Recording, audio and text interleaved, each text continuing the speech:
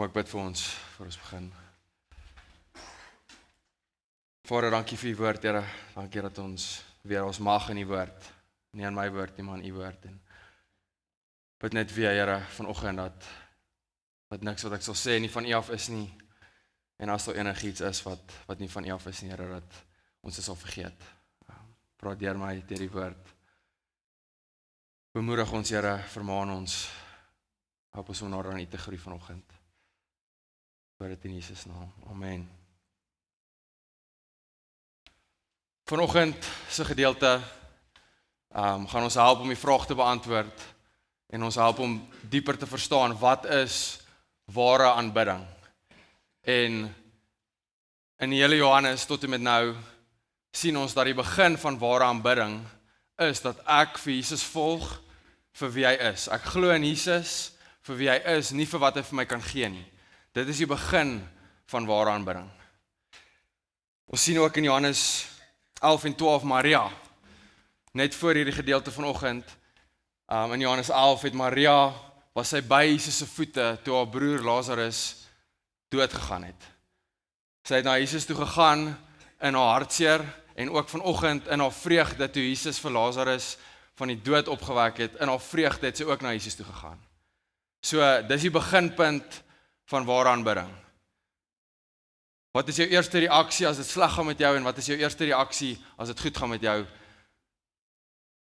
Want ons moet weet dat ware aanbidding begin by dit dat ek na Jesus toe gaan in elke liewe seisoen van my lewe. En die konteks van vanoggend se gedeelte is een van vreugde. Dis vreugde. Martha, Maria en Lazarus het vir Jesus 'n ete voorberei uit totale dankbaarheid dat hulle vir Lazarus uit die dood opgewek het. So hulle het vreugde, hulle is dankbaar en hulle berei vir hom ete voor en Jesus kom terug Betania toe. Betania is waar hy vir Lazarus uit die dood opgewek het. Hy kom terug wetende dat die Joodse leiers hom wil doodmaak. Wetende dat sy kruisiging net 'n paar dae weg is. Hierdie is 6 dae voor Jesus se kruisiging. Dis 6 dae voor die Pasga en dit was die laaste Pasga want dit is ook die 6 dae voor Jesus se kruisiging. So dit is die konteks. En net voor ons in die verse inspring, 'n belangrike idee net. Jesus het nie net vir Lazarus opgewek uit die dood en dan hom laat gaan nie. Jesus het Lazarus opgewek uit die dood en nou het hy teruggekom en saam met Lazarus, Martha en Maria kom eet. En vir ons wat vir Jesus volg, hy het ons nie net gered en dan los hy ons nie. Jesus se hart is, as hy ons red, dat hy elke liewe dag 'n verhouding met ons wil lewe, dat hy saam met ons by ons tafel wil sit en 'n feesmaal saam ons wil hou. Dis Christendom. Nie net hy het my gered en nou doen ek wat ek wil nie. Nee, as hy my gered het, wil hy saam met my in verhouding lewe. So ons sien dit met Jesus wat terugkom Betania toe en saam met hulle kom eet. Johannes 12 vers 1 tot 11. 6 dae voor die Paasfees het Jesus na Betania toe gekom, waar Lazarus wat hy uit die dood opgewek het gewoon het. Daar het hulle vir Jesus se ete gegee. Martha het bedien en Lazarus was een van die wat saam met hom aan tafel was. Toe het Maria 'n half liter egte, baie duur nardesolie gebring en dit op Jesus se voete uitgegiet en sy voete met haar hare afgedroog. Die hele huis is deurtrek met die geur van die reukolie. Judas Iskariot, een van sy disippels, die een wat hom sou verraai, sê toe: "Waarom is hierdie reukolie nie vir 300 silwermuntstukke verkoop en die geld vir die armes gegee nie?" Dit het hy gesê, nie omdat hy hom oor die armes bekommer het nie, maar omdat hy 'n dief was. Hy het die beursie gehad en het van die bydraes gevat. Toe sê Jesus: "Laat staan haar, sy moes dit hou vir hierdie dag, om my te salf vir my begrafnis. Die armes het julle tog altyd by julle, maar vir my het julle nie altyd nie." Baie van die Jode het verneem dat Jesus daar is en het daarheen gekom, nie net ter wille van Jesus nie, maar ook om vir Lazarus te sien wat hy uit die dood opgewek het. Die priesterhoofde het toe besluit om ook vir Lazarus dood te maak, omdat baie van die Jode deur hom na Jesus toe oorgeloop en in hom geglo het. In hierdie gedeelte sien ons 3 kenmerke van ware aanbidding. En die eerste kenmerk van ware aanbidding is dat ware aanbidding Jesus se onskatbare waarde erken. In vers 3 lees ons dat Maria baie duur nardesolie ingebring het en Jesus se voete daarmee gesalf het. Sy het baie duur nardesolie gebring en dit op Jesus se voete uitgesalf. En wanneer Johannes hier sê baie duur nardesolie, dan bedoel hy dit. Hierdie nardesolie was uit Noord-Indië uitgekry, uit 'n nardesplant, en dit moes ingevoer word al die pad van Noord-Indië af. En in daai tyd was dit van die duurste parfuum, van die duurste nardesolie wat daar was. En die waarde omtrent van die nardesolie was meer as 'n jaar se salaris. Dis 'n belangrike konteks. Dis omtrent meer as 'n jaar se salaris. En wat Maria hierso wys, is dat daar geen koste te veel is om vir Jesus te aanbid nie. Hierdie sou Maria se hele salaris wees, sy hele besittings wees, 10-1. Dit sou omtrent alles van haar besittings gewees het, en sy wys dat niks te veel is om vir Jesus te aanbid nie. Sy breek die fles en 'n half liter nardesolie, dit sou die hele nardesolie gewees het sy op Jesus uitgegiet. En die rede hoekom sy dit kan doen, die rede hoekom sy dit doen, is omdat sy uit totale dankbaarheid, wat Jesus vir haar gedoen het, wat Jesus vir haar en haar familie gedoen het, uit daai dankbaarheid, vloei haar aanbidding. So sy glo dat Jesus is wie hy gesê het hy is, en ook nou uit dankbaarheid, wat Jesus vir haar gedoen het en vir haar familie gedoen het, vloei haar aanbidding, en hy is meer werd vir haar as enigiets anders. Dis hoekom sy bereid is om niks terug te hou vir Jesus nie, want hy is werd alles. En hier is 'n interessante ding, sy was nie net bereid om al haar geld, al haar besittings op te offer nie, maar sy was ook bereid om haar reputasie op te offer. Ons lees in die tweede deel van vers 3 daar, dat sy die nardesolie uitgegiet op Jesus se voete, en ook toe haar hare gebruik, om Jesus se voete af te droog. Okay, en dit het die betekenis daai twee goed. Eerstens, die voete, as gaste gekom het, en hulle wou gaste gesalf het, dan sou dit meestal op hulle sou hulle koppe gesalf het. En ons sien in die ander twee evangelies van Markus en Matteus, dat hulle het beskryf hoe Maria Jesus se kop ook gesalf het. Maar wat Johannes hier doen, is hy beklemtoon die feit, dat Maria ook Jesus se voete gesalf het. En in daai tyd, was dit net slawe, wat mense se voete gewas het.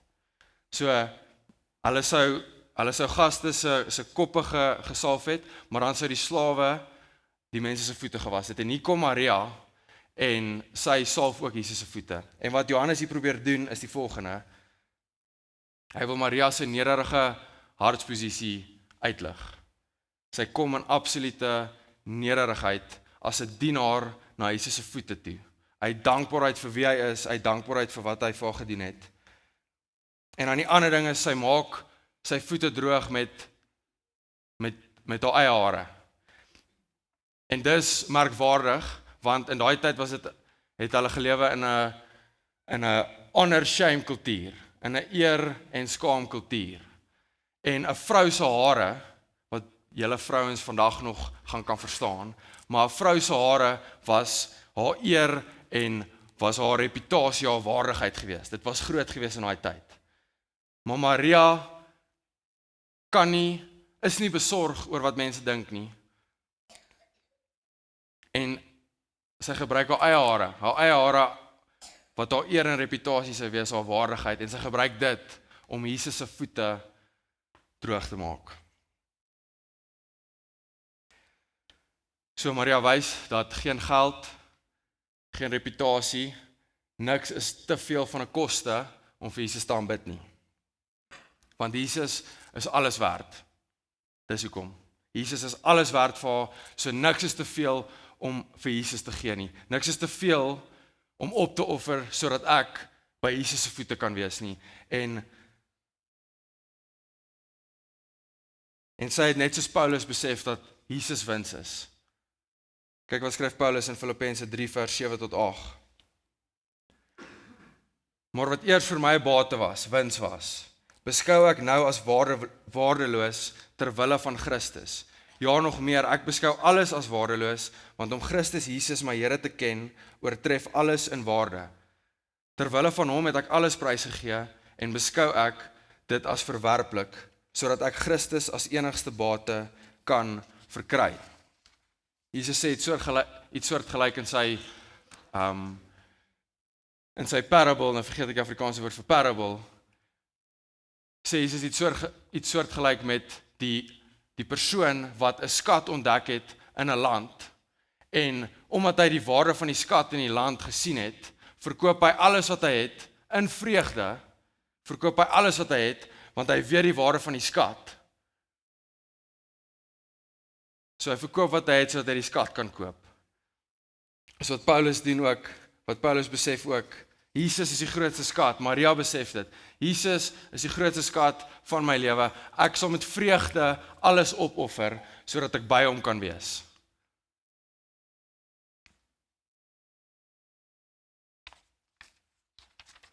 En dan is die vraag vir ons vanoggend, wat kos dit ons om vir Jesus te volg? As ons sê Jesus is alles werd, Jesus is die grootste skat van my lewe, wat kos dit ons om hom te volg? Of wat het dit jou al gekos om vir Jesus te volg? Want Dawid skryf in 2 Samuel 24 vers 24, nee, ek koop dit beslis van jou teen die volle prys.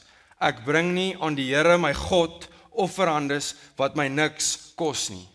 Jesus sê self, as jy my wil volg, tel jou kruis op, verloon jouself en volg my. En hier is die ding, niemand van ons lewe sonder opofferings nie. Ons almal, elke liewe dag, maak opofferings. Die vraag is net, vir wat maak ons opofferings?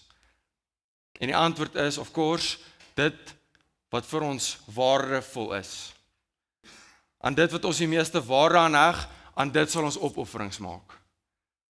So die vraag vanoggend is, as ons sê dat Jesus alles werd is, as hy die grootste skat van ons lewe is, wat se opofferings maak ons,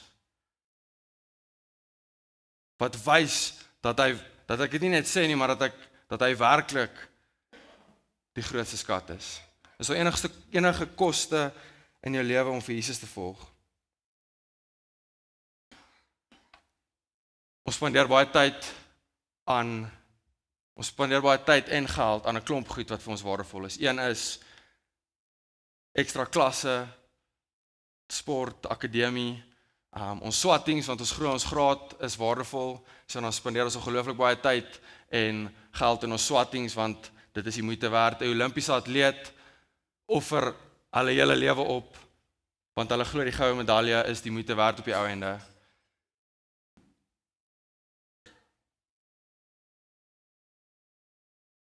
Ons het gym memberships, ons spandeer 'n klomp geld op ons gesondheid, want ons glo ons gesondheid is belangrik. En hier is ook die ding, dit is nie dat hierdie goed alles slegte goed is op hulle eie nie. Dis nie dat dit slegte goed is nie, maar as hierdie goed meer waarde as Jesus in ons lewens begin word, as dit meer belangrik begin word as Jesus, dan is die gevaar dat dit ons harte gaan steel. En dis hoekom Jesus in Matteus vers 21 die volgende sê, waar jou skat is, daar sal jou hart ook wees. Waar jou skat is, daar sal jou hart ook wees.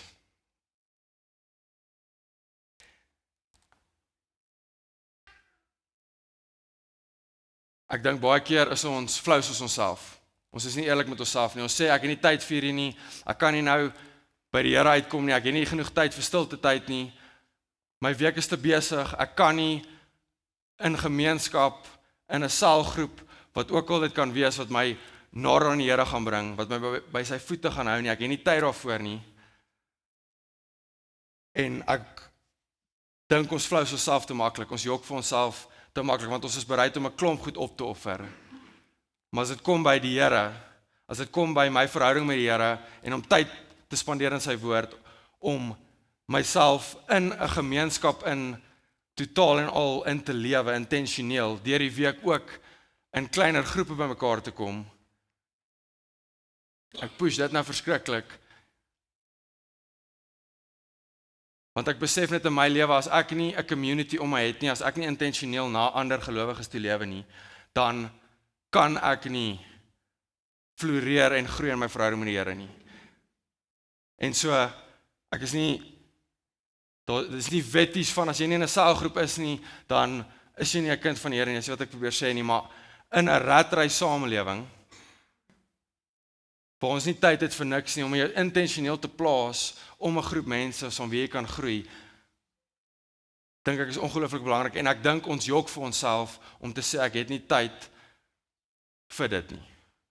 Ek het nie gedink, dit gaan deel wees van die preek nie, maar ek glo die Here het my gelei in daai ook.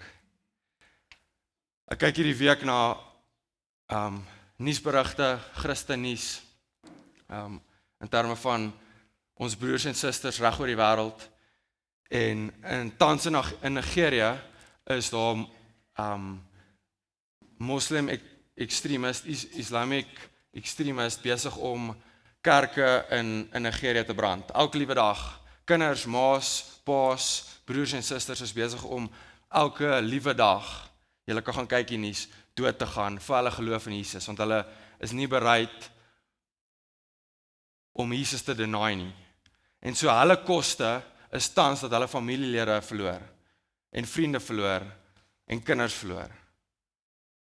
En ons is nie minder van Christene as dit nie ons lewe is nie. Die Here het ons geroep vir hierdie gemeenskap in hierdie plek, en hy wil ons hier gebruik.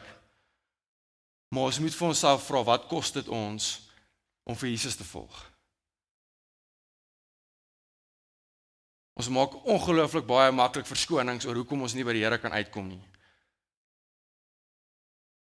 En ek praat met myself vanoggend. Dit bring ons by die tweede kenmerk van ware aanbidding. Ware aanbidding kies Jesus bo elke ander skat. Lees weer saam vers 4. Judas Iskariot, een van sy disippels, die een wat hom sou verraai, sê toe, waarom is hierdie reukolie nie vir 300 silwermuntstukke verkoop en die geld vir die armes gegee nie? Dit het hy gesê, nie omdat hy hom oor die armes bekommer het nie, maar omdat hy 'n dief was. Hy het die beursie gehad en het van die bydraes gevat. Johannes is besig om 'n ongelooflike sterk kontras te trek tussen Judas en Maria. Terwyl Maria besig is om Jesus te aanbid met alles wat sy het, is Judas besig om die koste te tel. Hy tel die koste van hierdie reukolie, nie omdat hy omgee oor die armes nie, maar omdat hy gedink het, Jessie, ons kon daai gebruik het vir geld. Want vir Judas is geld wins. Is geld die grootste bate, nie Jesus nie.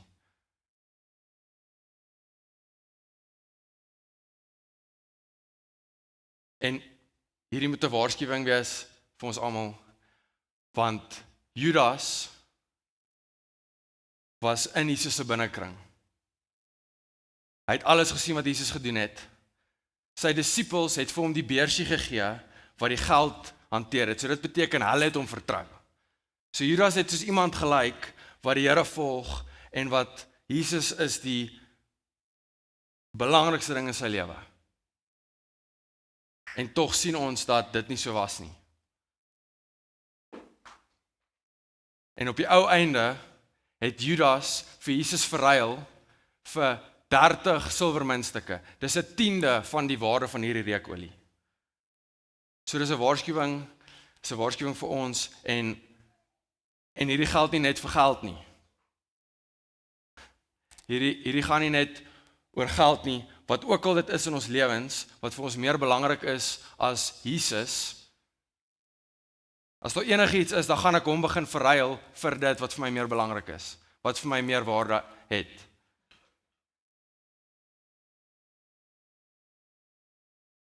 So sodra iets meer werd word as Jesus, dan bid ek dat die Heilige Gees ons dit sal wys. En hierdie is die rede, want ons vlees is swak, en ons vlees word getrek na die wêreld toe. Hierdie is die rede hoekom die Bybel vir ons hierdie waarskuwings gee. 1 Johannes 2, vers 15 tot 17. Moenie die sondige wêreld en die dinge van die wêreld lief hê nie. As iemand die wêreld liefhet, is die Vader se liefde nie in hom nie. Die wêreldse dinge, alles wat die sondige mens begeer, alles wat sy oë sien en begeer, al sy gesteldheid op besit, kom nie van die Vader nie, maar uit die wêreld. En die wêreld met sy verleidelike dinge gaan verby, maar wie die wil van God doen, bly ewig lewe. Markus 4, vers 18 tot 19. Daar is mense by wie daar soos tussen die onkruid gesaai word. Dit is hulle wat die woord hoor, maar die sorge van die lewe en die verleiding van rykdom en die begeertes na allerlei ander dinge kom op en verstik die woord en dit bly sonder vrug.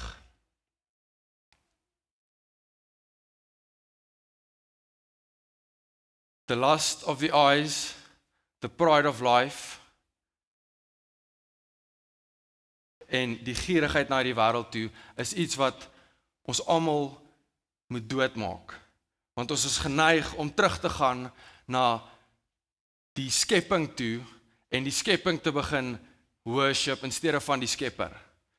En ons nodig God se genade deur sy gees, om ons te verlos van ons love affair met hierdie wêreld, en ons oë terug op Jesus te kry, dat hy die absolute waarde van ons lewens is. Laat my dink aan hierdie beeld. As ek vir jou moet vra, wie is bereid om 'n springkaan vir R5 te eet? Gaan baie, ek hoop, baie min mense sê nee. Wat van R500? Wat van R5000? As ek vir jou R5 miljoen sal gee, sal jy 'n springkaan eet vir R5 miljoen? Ek sal. So, hierdie is ietsie gross, né? Maar as dit kom by ons stap met die Here, met ons waardes, dan is dit baie keer baie makliker om te compromise. En die vraag is nie noodwendig, sal jy vir Jesus verruil nie, maar jy moet vir jouself vra, wat is die bedrag? Wat is die nommer wat jy sal sê, okay, hierso sal ek vir Jesus verruil. Hierdie dan meer waarde. Wat is dit vir jou? Dit kan geld wees, is dalk 'n klomp ander goed. Wat is dit vir jou? En weer eens, dit kan goeie goed wees, maar wanneer hulle meer word as Jesus, dan begin hulle ons harte steel. En dis eintlik waar Jesus se woorde in Matteus 6 vers 21, dis eintlik waar sy woorde die meeste klem dra, waar hy sê waar jou skat is, daar sal jou hart ook wees. So weer eens, dit kan goeie goed wees. Dis altyd slegte goed nie. Maar waar jou skat is, daar sal jou hart ook wees. Maria het vir ons gewys wat haar grootste skat. Wat haar wens, is Jesus. En Judas in sy aksies het vir ons gewys wat sy grootste skat. En ons moet ons harte vanoggend examine en vra wat is ons grootste skat. Is dit Jesus? Is dit werklik Jesus? Dit bring ons by die laaste kenmerk van ware aanbidding. Ware aanbidding vertrou Jesus. Ware aanbidding vertrou Jesus en los die uitkoms in sy hande.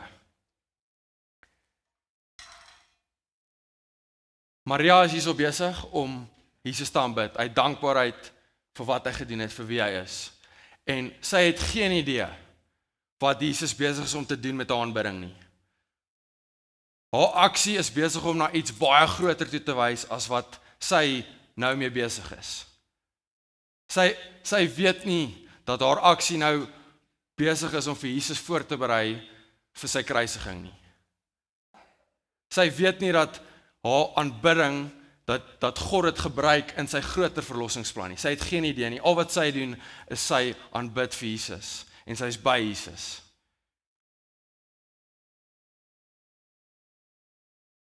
En dis eers in vers 7. Dis eers in vers 7 dat Jesus vir openbaar wat hier aangaan. Vers 7 staan daar.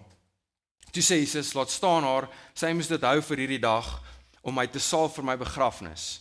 Die armes het julle tog altyd by julle, maar vir my het julle nie altyd nie. Net vinnig, die skrif is duidelik, God se hart is dat ons vir die armes ook omgee. Die punt is nie hier dat ons nie vir die armes moet omgee nie. Die punt wat Jesus hier wil maak is, hierdie is 5-6 dae voor sy kruisiging.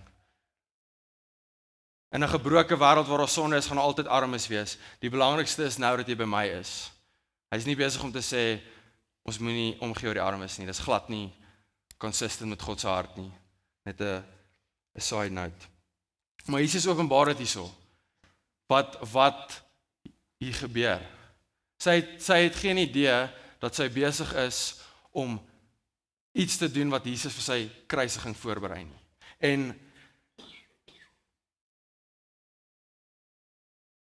En daarom eer Jesus haar. Jesus eer haar vir hierdie, ons sien in die ander 2 evangelies wat hier praat. Dis nie op die bord nie, maar ek wil Matteus 26 vers 13 lees. Dit verseker ek julle, Jesus sê dit. Oral waar hierdie evangelie in die hele wêreld verkondig word, sal daar ook vertel word wat sy gedoen het tot 'n herinnering aan haar. Hoekom eer Jesus haar? Want haar fokus, haar absolute toewyding is by Jesus. En ek glo in my hart wat Jesus vir ons hier probeer wys is, dat hy nie ons roep om suksesvol te wees in die oë van die wêreld nie. Hy roep ons nie tot sukses in die oë van die wêreld nie. Hy roep ons om by hom te wees. En die res toe te vertrou in sy hande. Dis waarvoor hy ons roep. En hy roep ons ook nie eers om vrugte te dra nie. Dis controversial as ek dit sê, maar hoor my. Hy roep ons nie om te fokus om vrugte te dra nie. Hy roep ons om te bly in hom, Johannes 15. Om by hom te wees, om te abide in hom. En soos wat ons abide, soos wat ons bly in hom, dan gaan ons vrugte dra. En weer eens, hierdie is hoekom Jesus sal eer. Die wêreld eer nie hierdie nie. Maar Maria kan nie minder omgee wat die disippels dink nie. Die disippels is kwaad vir haar, want sy is besig om hierdie te doen. Hulle dink sy is besig om geld te mors, haar lewe te mors, en sy is net gefokus op Jesus. Geen om wat die wêreld dink nie, want sy is gefokus op die eer van God, nie van mense nie.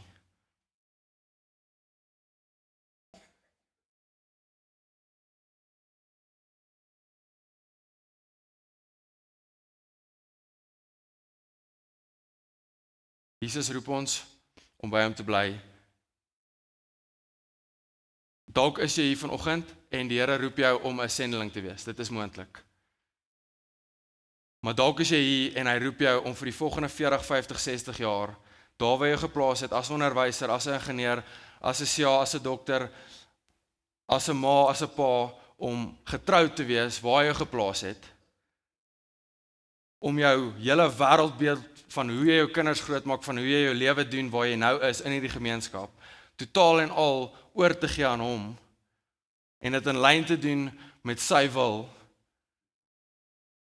en net by hom te bly, en soos wat jy by hom bly, en luister na hom, en hom volg, hom dan te vertrou, dat hy besig is om in en deur jou te werk. Dis Romeine laas jaar.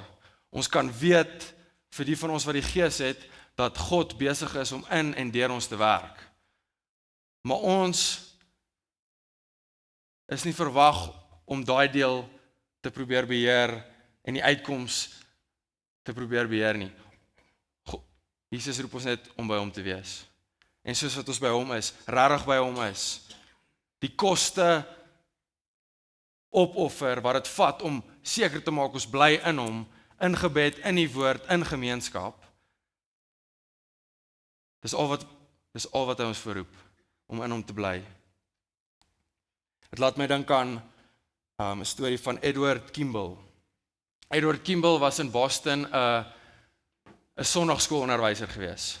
En hy was baie passievol gewees oor sy, ek dink hy het graad 7 leerders gehad. Hy het 'n sonnaarskoolklas gegee en hy was baie passievol oor hulle gewees. Nie 'n bekende predikant nie, net 'n sonnaarskoolonderwyser gewees. En in die week was daar een van die ouens, die D.L. Moody was op sy hart gewees om te gaan sien. Hy wou persoonlik met D.L. Moody gepraat het oor die Here. En een dag in die week toe loop hy na D.L. Moody toe, hy het in 'n skoenwinkel gewerk as 'n kind daar, en hy loop na hom toe, en in daai interaksie het D.L. Moody sy lewe vir Jesus gegee. En D.L. Moody was een van die grootste evangeliste, mees invloedrykste evangeliste van die 19de eeu gewees. En jy kan eintlik sy storie gaan intik, as jy kyk na die hele lyn, op die ou einde het sy bediening gelei na 'n klomp ander predikante toe, en toe eventually Billy Graham wat onder een van hierdie ouens gesit het. Billy Graham is een van die grootste evangeliste gewees van ons tyd, of van nie my tyd nie, van party van julle tyd. Sorry. Maar die punt is net, Edward Kimball was by die Here se voete, uit gehoorsaamheid omdat hy die Here se stem gehoor het, het hy gegaan in die week en hy het met hierdie ouetjie gaan praat oor Jesus, en hy het geen idee gehad wat God gaan doen met hierdie ouetjie se lewe nie. En dit het gelei na honderde, duisende mense wat die evangelie gehoor het deur hierdie lyn. En net so het Maria ook geen idee gehad wat Jesus mee besig is nie. En net ook so het ons geen idee wat Jesus mee besig is in ons lewens altyd nie. Ons kan nie altyd sien nie. Maar ons kan weet, en dis hoekom hierdie derde punt belangrik is, ons kan weet, as ons vir Jesus vertrou met die uitkoms, en ons bly by sy voete, en ons volg hom, dan gaan hy in en deur ons werk. En ons kan die uitkoms in sy hande los. Die belofte vir elke kind van die Here, wat in Jesus bly, is die volgende. 2 Korintiërs 2 vers 14 tot 15. Maar aan God die dank, hy voer ons altyd saam in sy triomftog, omdat ons een is met Christus. Deur ons versprei hy die kennis van Christus oral soos 'n aangename geur. Ons is die wierook wat deur Christus vir God gebrand word, waarvan die geur die bereik wat gered word, sowel as die wat verlore gaan. So net soos die nardesolie wat Maria uitgegiet het op Jesus se voete, net soos wat daai reuk die hele huis ingegaan het, so is dit ook waar vir ons, wanneer ons by Jesus bly, wanneer ons in hom bly, dan is die belofte dat ons 'n reuk, 'n Christus se geur en reuk gaan wees vir hierdie gemeenskap. Dis die belofte, en hy roep ons net tot by bly in hom. Dan sal julle 'n reuk wees van Christus. Kom ons sluit af deur te kyk na hierdie gedeelte eindig. Vers 9 tot 11. Baie van die Jode het verneem dat Jesus daar is en het daarheen gekom, nie net ter wille van Jesus nie, maar ook om vir Lazarus te sien wat hy uit die dood opgewek het. Die priesterhoofde het toe besluit om ook vir Lazarus dood te maak, omdat baie van die Jode deur hom na Jesus toe oorgeloop en in hom geglo het. Die priesterhoofde het klaar hulle minds opgemaak. Hulle het die bewyse hulle het die evidence gesien dat Jesus vir Lazarus van die dood opgewek het. Hulle sien dit, maar hulle het klaar hulle minds opgemaak oor Jesus. Jesus is nie waardevol genoeg nie. Hy is nie die grootste skat van hulle lewe nie. So hulle gaan hom doodmaak en vir Lazarus doodmaak. En hulle het toe 'n paar dae daarna vir Jesus doodgemaak. Hulle het hulle minds opgemaak. En die vraag wat ons moet beantwoord is, waarin ons met Jesus? Glo ons dat Jesus alles werd is? Is Jesus die absolute grootste skat van ons lewens? Maria se offer, al haar besittings, haar reputasie, weer eens wys sy, daar's niks te kosbaar om vir Jesus te aanbid nie. Maar haar offer wat baie kosbaar was niks in vergelyking met die offer wat Jesus vir ons sou maak 6 dae later, deur sy lewe vir ons af te lê, sodat ons deur hom lewe kan hê nie. En die enigste manier hoe enigiemand ooit kan erken die onskatbare waarde van Jesus. Die enigste manier hoe Jesus ooit die grootste skat van jou lewe gaan wees, is as die evangelie jou hart verander. Is as die Heilige Gees deur die evangelie jou nuut maak en jy laat besef dat God sy enigste seun vir ons gegee het, sodat ons lewe deur hom kan hê. Dat my sonde my skei van God, ek het geen hoop sonder Jesus nie. En die God van die heelal wat jou gemaak het en wat my gemaak het, in steede van om ons te straf vir wat ons vir ons sonde en wat ons sou verdien het, kom hy self in die persoon van Jesus en sterf in ons plek. En is net dit, is net die Heilige Gees deur die evangelie wat ons harte kan verander, dat ons hier kan kom. Ek praat gister met spanmaat van my eerste universiteit in Amerika, en prys die Here, ek kan hoor die Here is besig met hom. Maar hy het nogal gesê, hy sê, hy gaan nou kerk toe, hy is in Bybelstudies, maar hy is nog nie seker oor, as 'n paar bewyse oor die opstanding, en toe sê ek net vir hom, jy hoef nie daar te worry, en daar was meer bewyse vir die opstanding as enigiets anders. Maar op die einde van die dag, die realiteit is geen hoeveelheid bewyse oor Christendom, en ons baie. Geen hoeveelheid bewyse gaan jou oortuig dat Jesus die grootste skat van jou lewe moet wees nie. Slegs die evangelie kan dit doen.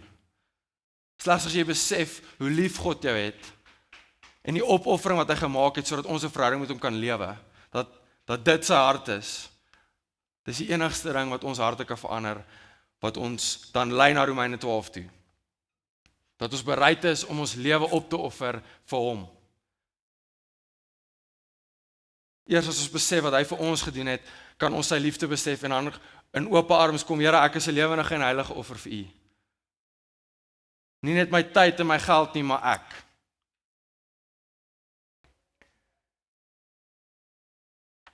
Mag ons, soos Maria, Jesus ons skatbare waarde erken en niks van hom terughou nie. Mag ons soos Maria, Jesus bo elke ander skat kies. En mag ons soos Maria, Jesus met die uitkoms vertrou, want dit is genoeg vir ons om net by Jesus te wees. En te weet, hy werk in en deur ons. Amen. Vader, dankie Here vir U woord, Here. Dankie dat U ons so lief gehad het, dat U U enigste seun gestuur het, die grootste offer wat ooit gemaak is. Dankie Here vir die voorbeeld van Maria se lewe, Here. En dat U wys dat U haar lewe eer, 'n lewe wat by U voete is. Nie 'n lewe wat gefokus is op wêreldse sukses of reputasie of wat ook al nie, Here, maar 'n lewe wat totaal en al toegewyd is om by U te wees. Vader, ek bid vanoggend vir Kruispad, ek bid vir U kerk reg oor die wêreld, Here. Ons bid dat U Gees ons nuut sal maak weer en ons harte aan die brand sal hou vir U, dat ons sal besef net opnuut weer dat U die grootste skat is van alle skatte. En om dood te gaan aan onsself en om op te offer, lei na lewe toe elke liewe keer, Here. Ons is gemaak om U te ken en U bekend te maak. Ons is gemaak om ons lewe af te lê vir U, en is slegs wanneer ons lewe af lê vir U, Here, dat ons ooit joy en purpose sal ervaar. Here, ek bid vir enigiemand wat sy oë nog nie oopgemaak is. Enigiemand wat nog skatte probeer vind op ander plekke, Here. Ek bid dat U Gees aan hulle sal openbaar Jesus se waarde. Sy onskatbare waarde, Here. En Vader, weer, ons kan nie aan die brand bly as ons nie in die woord is nie. Ons kan nie aan die brand bly as ons nie intentioneel na mense toe lewe nie, Here. Ek bid dat U opnuut ons die dissipline sal gee om om opofferings te maak wat ons gaan help om te bly in U. Help ons om op te hou verskonings maak, Here. Vader, dan bid ons saam ook vir ons broers en susters in Nigeria, wat elke liewe dag doodgemaak word en vervolg word vir hulle geloof, Here. Hou hulle vas, wys die kerk hoe ons hulle kan ondersteun, Here. En laat dit ons motiveer om op te hou verskonings maak en U te volg. En te doen wat ons moet doen om seker te maak ons bly in U, Here. Want as ons in U bly, as ons by U is, as ons tyd by U met U spandeer en die kinders spandeer, dan gaan ons vrugte dra. Help ons om te fokus op U, Here. Matteus 6:33 sê, soek eers die koninkryk van God en al hierdie ander dinge sal vir ons gegee word. Mag dit ons lewe define, Here, dat ons gefokus is op U koninkryk. Dit is ons passie, dit is ons fokus, dit is wat ons waarde aan heg en die res los ons in U hande, Here. Mag dit so wees vir ons. Bid dit in Jesus naam. Amen.